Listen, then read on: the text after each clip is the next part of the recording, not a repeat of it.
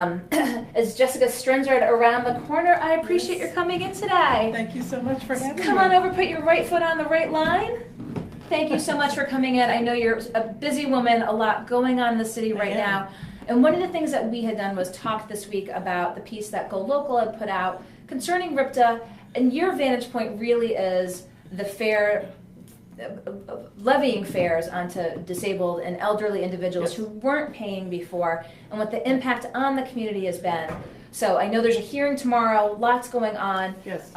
Just talk to us a little bit what you've seen since that went in place. Well, before I came, I wanted to dig and get some numbers, and I looked at your articles, and there was an article in the Cranston Herald also back in July. So I was looking at that. People have been in growing amounts of concern over this, and I also spoke to John Lombardi to confirm.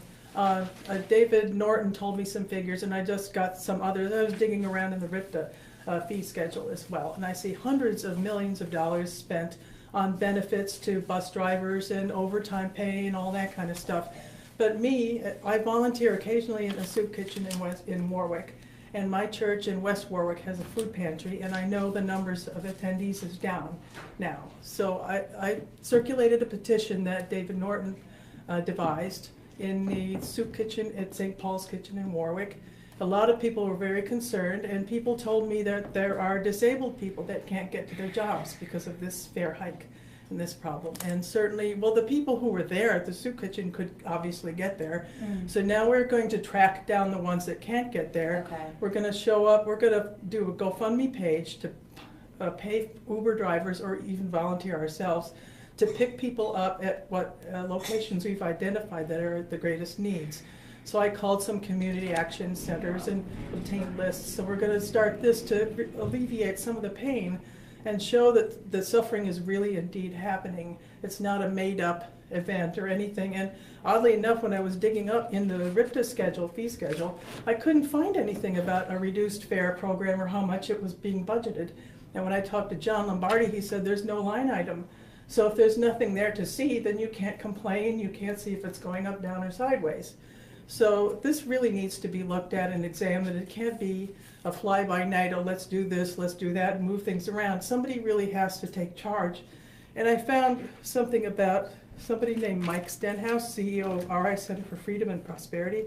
He wants to privatize the RIPTA.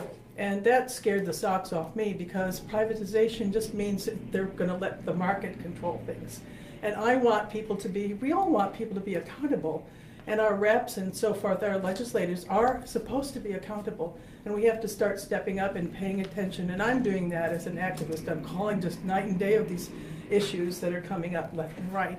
And I think that if we all woke up and paid attention and said, you need to do this. There are people that are starving, who aren't getting to their jobs, who can't get to their medical appointments, and so on. Do you want your mother, your sister, another loved one to not get where they're supposed to go because they can't afford the bus? It's shameful. Do you think elected officials are hearing these stories? You know, there's been a lot of attention paid to it. There's going to be hearings. Tell us what's taking place tomorrow. Well, I don't actually know, because Are you just showing up to be there? Yeah, okay. I'm going to go, but I'm just so busy with the healthy workplace bill, and there's so many other issues that all of us activists are addressing. The immigrant issues, it's huge what's going on. So you're telling me something that I don't know where I'm going to be. But you're real boots on the ground. I mean, have you seen more and more people getting involved, and seeing the outrage of what's happening to folks most in need? Are you hopeful that this sort of groundswell of attention is going to result in action? I'm hoping so. I'm pushing people. A lot of people are still deer in the headlights, or I didn't know we need to do anything, or even I'm not political. And I'm telling them, if you're not political, somebody else is. They're going to make your decisions for you. So you have to get out there and call, I don't have time, I'm getting a lot of that. But you make it so easy. You can send the emails to your legislators. There are options. There are people in the community, if it's an issue that you care about, that you're one of those folks, again, the boots on the ground, that make it easier for those people to get involved. When do you see this GoFundMe approach taking place or launching? Well, in Pawtucket, there's David Norton, and there's a bunch of people, Grant Metz and Jennifer Siciliano, who's going to run again for state rep, and me for my church, and the other location in West Warwick, Aaron Pearson, I believe it is. So I'm going to start a GoFundMe for the 2 churches I'm involved with, and David's already started a GoFundMe for Pawtucket. So we're already launching things and taking action to make stuff happen so that people aren't waiting for political decisions to be made. Really taking it in your own hands. Yes. Okay. It's a lot of work. Well, as I said, when we you paid attention because we knew there were these stories out there about folks being impacted by the fairs. And so, as you said, you're trying to go out, get that information, and just really bring attention to it. Exactly. Let the leaders know, but as you said, take it into your own hands and make action happen. You're involved with so many things. Yes. Obviously, this is just one of the issues. What else do you have on your plate that you want folks to know about while you're here in studio? Well, one thing David wanted to make sure that I said before I go on is that they want to throw money at McCoy Stadium and that whole stadium issue. They want to build it and spend a lot of tax dollars, and instead of throwing money at the people who will not survive if they don't spend money on them. There's that. But I'm working with the Healthy Workplace Bill. It got introduced for the second time, and now it's in both the House and the Senate. A hearing is coming up for that on Thursday at 4:30, the Rise of the House. So I'm going to be there testifying and have a whole bunch of advocates there testifying, because our workplaces have become unsafe places that we think of as a haven to support ourselves, our families, and our loved ones. And now that it's just a place of great danger where we don't know if we're going to keep our jobs, are our bosses and managers going to harass us so that we suffer physical and psychological complaints. It's a real issue. People are dying of heart attacks and strokes and suicides, and people don't talk about it. They don't think of it. Well, they think it's a funny The Office movie, you know, the bad boss, the funny bad boss. Well, it's so much more serious. So talk to us about the legislation. What are you looking to achieve with it? What do you see needs to be done?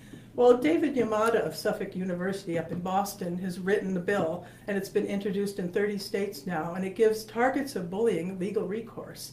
So they have some ability to regain lost wages should they be shoved out of their jobs and so forth. Okay. And it also encourages employers to not want a flood of lawsuits. Why not do something proactive to make a workplace really safe and encouraging for employees instead of a place of dread and danger? Now, who introduced this at the assembly? Who were your legislative champions? Well, in the Senate is David Chacon, Frank Chacon. He did it twice, second year in a row. And then I got William O'Brien in the House. Okay, very good. So you're going to be there tomorrow testifying Exactly. a part in that. But I'm glad you were able to come in today.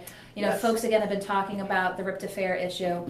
And we're going to continue to pay attention to this. When the GoFundMe effort is unveiled, let us know. We'll put that up as well. And don't hesitate to contact us to just let folks know about, again, lives impacted and what you're doing. Again, boots on the ground. So Jessica Yes. Strensrud, I very much appreciate your coming in Thank today. you